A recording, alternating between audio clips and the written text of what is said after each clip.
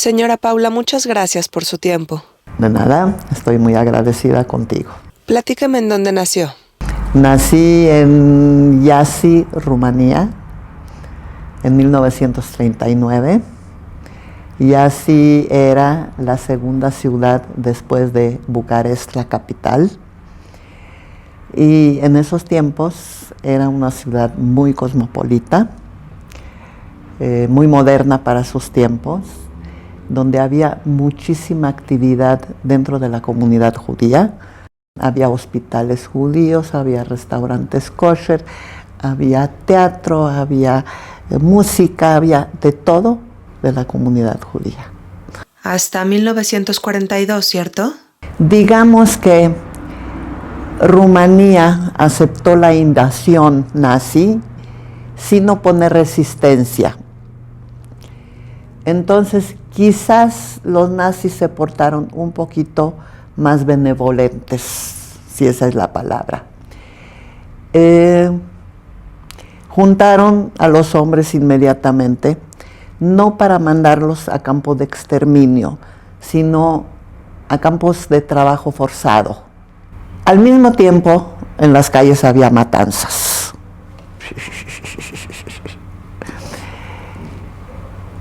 A mi papá se lo llevaron inmediatamente a trabajos forzados. Mi papá era un hombre muy alto, que a los 25 años lo habían operado de una úlcera, y en ese tiempo quitaban 3/4 partes de estómago, o sea, era una persona muy delicada de salud, y tenía que comer muy seguido. En los trabajos forzados no había comida muy seguido, entonces para él era un sufrimiento bárbaro. ¿Y qué sucedió con su mamá? Mi mamá se quedó sola con 2 niñas. Antes de la guerra mi papá tenía una tintorería. Ellos eran de Hungría. Cuando se casaron se fueron a vivir a Rumanía por algún motivo, y a mi papá le iba bien. Digo, se ganaba la vida decentemente, no llegó a ser rico, y mi mamá era una modista de mucho renombre. Ella había estudiado alta costura y eran muy trabajadores. Bueno, mi mamá se quedó sola con 2 niñas y empezaron los bombardeos, y donde vivíamos cayó bomba, entonces perdimos el departamento en el que vivíamos. Mi mamá alcanzó a empacar una petaquita con cosas básicas para ella y para nosotras, y empezó a deambular en las calles, en los edificios donde no habían caído bombas, para ver si nos dejaban entrar en los subterráneos. En Europa los edificios en esos tiempos, la mayoría tenía subterráneos. El clima era muy extremoso. Muy frío, supongo. Como un refrigerador. Entonces, pues en muchos de esos edificios no nos permitieron la entrada. En alguno que otro sí, pero era del diario correr de un lugar a otro. Y yo me acuerdo haber dormido en el desagüe de un edificio, entre ratas. ¿Y qué recuerda haber sentido en esos sótanos? Mucho miedo. De lo más que me acuerdo es mucho miedo, mucha hambre y mucho frío. Te voy a platicar una pregunta que a mí me han hecho y que es difícil que la entiendan. A mí me preguntan, ¿cómo es que a esa edad, 3, 4, 5 años, y te acuerdas de tantas cosas? Y ahí te va la respuesta, ahí les va la respuesta. Ven en la calle una mujer que está mendigando y tiene 3, 4 niños alrededor. Esos niños saben más de la vida de lo que un hijo mío sabía a su edad. ¿Por qué? El mío estaba consentido.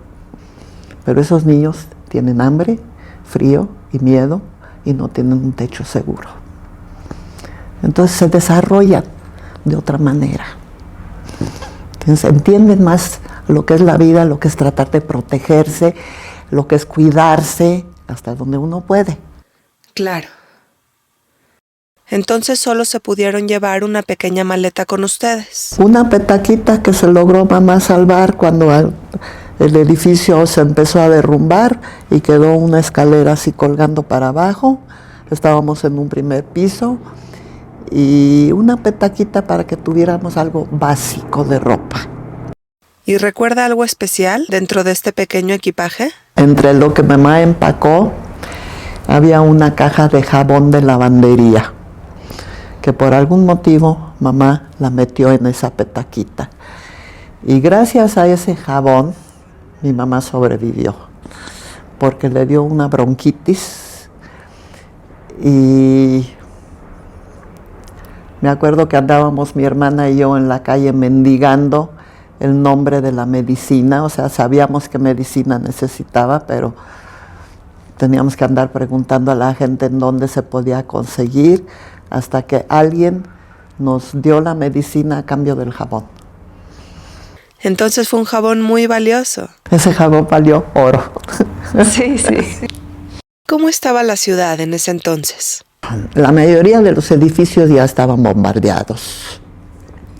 Entonces, mucha gente de esos edificios estaban abajo en el sótano y no aceptaban más gente. Ya no permitían la entrada a más gente. Me acuerdo haber perdido un zapato en una ocasión porque corrimos y se me salió un zapato. Y tardé un par de semanas en que mi mamá consiguió a alguien que me regalara unos zapatos. Mi mamá se le acabaron sus zapatos y entonces le regalaron unos suecos.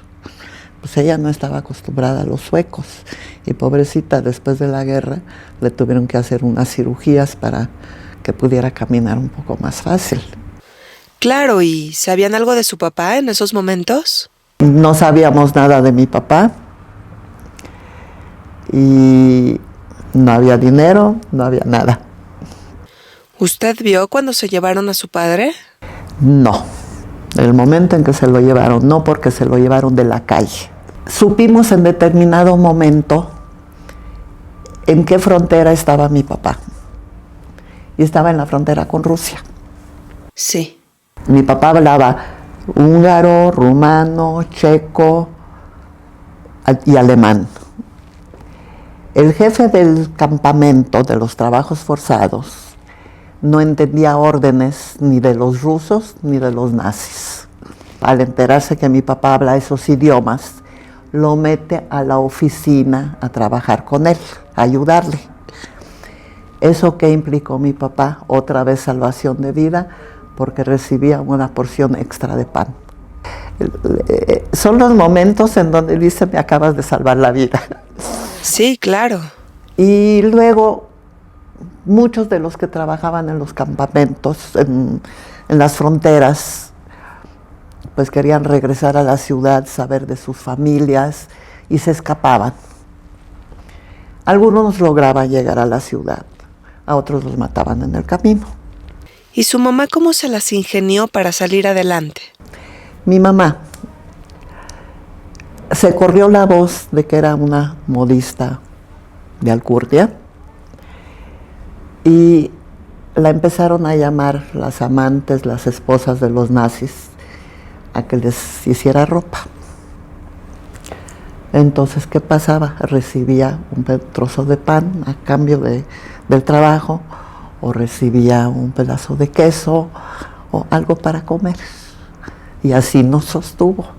Entonces a su familia definitivamente la salvaron sus talentos. Sí, definitivamente. Me acuerdo que en determinado momento, una casa enorme, que era de alguien del gobierno, pero vivía ahí una familia, unos nazis vivían en esa casa. Y en el fondo había una cabaña. Y esta mujer, que mi mamá le hacía ropa, y si no quería ropa, le hacía limpieza. Claro. Esa mujer, a escondidas de su marido, nos dejó vivir en su cabaña. Mi mamá se iba a trabajar y mi hermana mayor ahí me cuidaba. Y me acuerdo tenerla acostada encima de mí para protegerme del frío. ¿Y qué sentía en ese momento? Sientes que es un milagro que sobrevives. Claro. ¿Y cómo fue su estancia en esta cabaña? ¿Estaban cómodas? Pasamos buenas noches ahí. Buenas noches porque estábamos resguardadas. Y mamá también. Pero llegó un momento en que ya todos teníamos que salir de ahí porque también la mujer tenía miedo de que el marido descubriera que nos está protegiendo ahí, en su propiedad. Y mientras estaban en esta cabaña, ¿qué comían? Lo que mi mamá conseguía durante el día. Cambalache, o alguien le pagó un trabajo con unas monedas y a ver qué podía comprar. ¿Y usted y su hermana no salían para nada? No. Solamente salimos cuando mamá ya tuvo que empezar a correr de un lugar en otro. Mientras tanto, ¿qué pasaba con su papá? Mi papá se hizo muy amigo, el jefe del campamento lo apreciaba mucho porque le ayudaba con los idiomas. Y en determinado momento le dijo a mi papá, ¿sabes qué? Esta guerra ya va a terminar. Y el que logre salvarse, pues no sabemos. Hay muchos de aquí que escapan y hay muchos que los matan en el camino. Tú decides qué prefieres hacer. Y un buen día mi papá escapó. Dios lo protegió. ¿Y los encontró? Y nos encontró. Entonces ya estábamos papá, mamá y las dos niñas. Y en determinado momento encontró mi papá en el bosque una cabaña, porque ya nos tuvimos que salir de la casa donde estábamos. Encontró una cabaña de madera. Entonces ahí nos llevó. Y mi mamá se fue a tratar de conseguir pan. Y consiguió una baguette, pan blanco. Y consiguió una baguette. Y cuando ya venía de regreso corriendo, cayó una bomba que la levantó del suelo y la aventó adentro de la cabaña. Y la lastimó todita, pero sobrevivió. Y yo, mira, ¿por qué unos vivieron y otros no vivieron? Pues mina shamayim, digo, no le encuentro otra explicación. ¿Y qué tan herida salió su mamá de este incidente? No se podía mover unos cuantos días.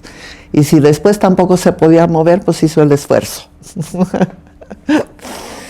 Y en eso ya empezaron los bombardeos de los aliados.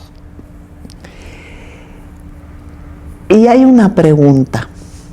¿Por qué los aliados no bombardearon vías del tren? Porque hubieran roto conexiones. Claro. Y los trenes iban y venían, metían en un vagón de tren, metían gente que podía estar nada más parada. No había lugar para sentarse en el suelo. Y parados hacían sus necesidades. Y había una cubeta. Y días y días y días hasta que morían. Sí, es un hecho. La ayuda llegó muy tarde. Llegaron tarde. Y luego ya empezaron también las matanzas en el paredón. Y ahí viene la historia de mi papá. Agarraban a los hombres en la calle, hacían racias y los llevaban al paredón. ¿Sabes qué es un paredón? Sí. Bueno. Y los tenían así en fila y los de atrás, que seguían al paredón, tenían que recoger a los que habían muerto. Sí. Entonces mi papá está en la fila recogiendo muertos y heridos. Y él es el siguiente para ir al paredón. Y está con una pala. y está recogiendo a un hombre que en Yiddish le dice: sálvame, soy padre de 2 hijos. Junto a él está el nazi. Mi padre, lógico que en lugar de echarlo a la carreta de los muertos, lo echa a la carreta de los heridos. Pero al mismo tiempo el nazi le dio la orden de muerto. Y como mi papá no lo obedeció, el nazi traía una pala que le atravesó aquí a mi papá. Y en eso, ahí ves la mano de Dios. Número 1, que era el siguiente que tenía que estar en el paredón para que lo fusilaran. Y número 2, que logró, con todo y que estaba sangrando, la suerte fue que traía un abrigo muy grueso. ¿Y qué sucedió?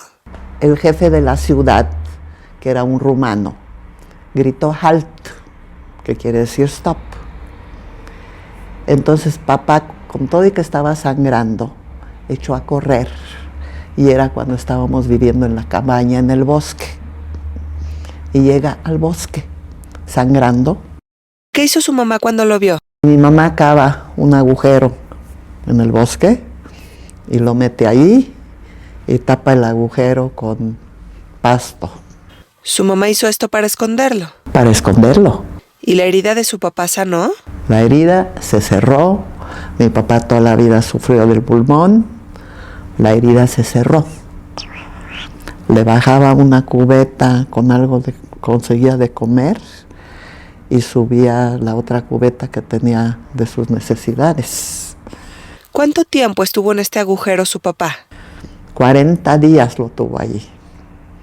Y a los 40 días lo encontraron y se lo volvieron a llevar a mi papá.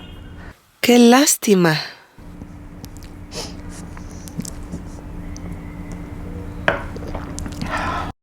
¿Y a dónde se lo llevaron? Otra vez a trabajos forzados. La herida se le había cerrado, pero estaba muy débil el hombre. ¿Qué pasó después de eso? Y ya empezaron los aviones aliados. Entonces ya tanto el ejército ruso como los nazis se empezaron a replegar. Entonces ya la gente empezó a salir de sus escondites y a informarse. ¿Quién está vivo? ¿Quién no está vivo? ¿Qué familiares me quedan? ¿Qué familiares no me quedan? Mi papá era un hombre con mucha fuerza, muchas ganas de vivir. Y se empezó a organizar la gente, empezaron a llegar barcos de Palestina a Israel, porque era la guerra de independencia. Empezaron a llegar barcos clandestinos y lo más urgente era encontrar niños huérfanos y sacarlos del infierno. Y mi papá se dedicó a eso. Entonces empezaron a salir viajes. Y llegó un momento en que papá dijo, bueno, alguien de nosotros se tiene que salvar también. Entonces, como él organizaba los viajes, organizó a mi hermana en un grupo de niños huérfanos, porque alguien de la familia va a vivir. ¿Y perdieron contacto con su hermana? Perdimos contacto con ella por completo. Pasaron meses y meses y meses. Pero con la esperanza, pues uno vive con la esperanza de que estuviera bien. Todos teníamos que romper cualquier papel de identidad que tuviéramos y tirarlo al mar. Porque existía la posibilidad de que al país donde llegáramos nos regresaran. ¿Y cómo eran estos barcos? Los barcos eran barcos para ganado, que le habían puesto entre paños. Sí. Y un montón de gente, a reventar más de lo que podía llevar el barco. Estos jalutzim abordaron el barco, después de que nos dijeron que fuera papeles, documentos personales, nada, empezaron a repartir naranjas y chocolates. En mi vida había visto un chocolate y en mi vida había visto una naranja. ¿Y qué le tocó a usted? A mí me tocó naranja. Y a mis papás les tocó naranja. Y yo me acuerdo lo que yo lloré tremendamente hasta que alguien se apiadó de los mismos pasajeros y él me dio su chocolate. Son cosas que no se le pueden olvidar a uno. Y hasta la fecha, para mí chocolate es el alimento del alma. ¿Y lo es? ¿A qué le supo este chocolate? A gloria, a gloria. Tengo entendido que después de este viaje llegaron a Chipre a campos de refugiados, ¿cierto? ¿Cómo recuerda este lugar? Tiendas de campaña, de manta, para 4 familias, 4, a la orilla del mar, colchones de paja a la orilla del mar, sobre una base de lámina. Pues toda la vida todo el tiempo estaban húmedos, pero 3 veces al día había comida. Excelente. Pero mira, el pueblo judío, hay razón para llamarse el pueblo del libro. Al pueblo judío se le llama el pueblo del libro. Por estudios. En Chipre se organizó la gente, grupos de niños chiquitos tipo kinder, y grupos de niños tipo primaria, y grupos de niños mayores. ¿Me entiendes? Sí. Y se trataba de vivir lo mejor posible. Hambre ya no teníamos, acuérdate. Sí. Mi papá tenía un cierto don, no es porque yo lo diga, pero la gente lo reconocía. Mi papá tenía un cierto don y él logró permiso porque había miles y miles y miles de campos de concentración. Logró un permiso especial para ir a visitar otros campos. Mi papá les inculcaba fe y esperanza, como se dice. Muchísima gente se suicidó allá. Y en una de esas, en uno de los campos que visita y habla con la gente y los anima, consigue un pollo. Iba a ser Pesaj. ¿Cómo la ves? Así que él consiguió un pollo y consiguió un shochet y le trajo el pollo a mi mamá. Babosadas que uno recuerda. Y yo me acuerdo que mi mamá preparó caldo de pollo. Y a la hora del seder dijo, ay, qué bonito, nosotros vamos a comer caldo de pollo y las otras personas nomás lo van a oler. No, señor. Yo todavía tengo en la boca el sabor de ese caldo de pollo y el pedacito de pollo hervido. Claro. Pero se compartió con todos los de tienda de campaña. Qué bonito está eso. Bueno, ahí nos enteramos que mi hermana había estado en Chipre, pero ya había salido rumbo a Palestina, también en un barco clandestino. Entonces, bueno, ya sabemos que está viva, se supone. Sí, claro, y finalmente estuvieron en Israel, ¿cierto? 6 meses en Israel. Sí. En Israel se ponía en todas las terminales de camiones, de tren, donde llegaba mucha gente, se ponían letreros con nombres de familias que buscaban, que estaban en Israel y buscaban a los que llegaban, y nombres de familias que llegan y buscan a los que están en Israel. La Sojnut nos estuvo ayudando, dando un poquito de dinero y techo, y vivíamos en una casa también 4 familias con una cocinita, y la cocinita estaba destinada a tantas horas para una familia y tantas horas para otra familia. Sí, sí. Y bueno, pues ya se vino mi hermana con nosotros. Ella ya estaba en un moshav. Si quiere, explíquele a la gente qué son los moshavim. Aldeas de niños. ¿Y qué es un kibutz? Aldea de niños y de gente mayor, en donde todo es de todos. Todo le pertenece a todos. Y luego venimos a México, ya con mi hermana, ya los 4. Sí. Por fin llegamos a México, Distrito Federal. Llegamos al Distrito Federal el 1 de mayo de 1945. 49. Entonces se casó en México. Aquí en México. ¿Y cuántos hijos tuvo? 4. Entonces sobrevivió su papá, su mamá, su hermana y usted. Gracias a Dios. Gracias a Dios. Fue una infancia difícil. Yo considero que sí, pero aquí estoy.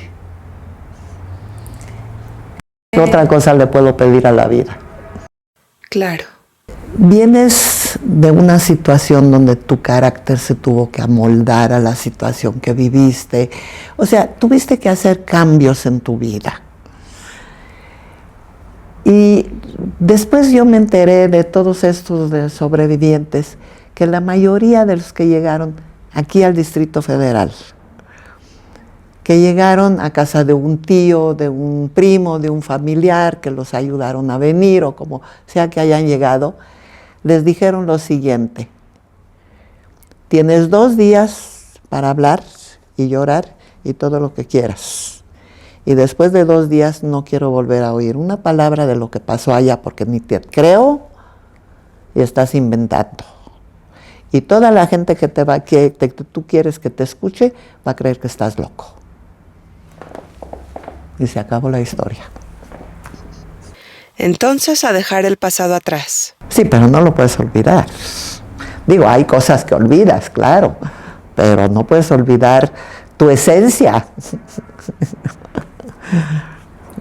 Señora Paula, ¿qué le pediría usted a la sociedad de hoy en día que nos rodea? Que trabajen contra la discriminación en todos los niveles. No hablo exclusivamente antijudaísmo, en general.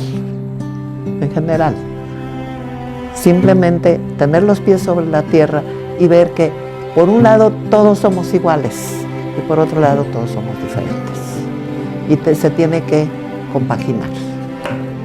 No hay de otra. Así es.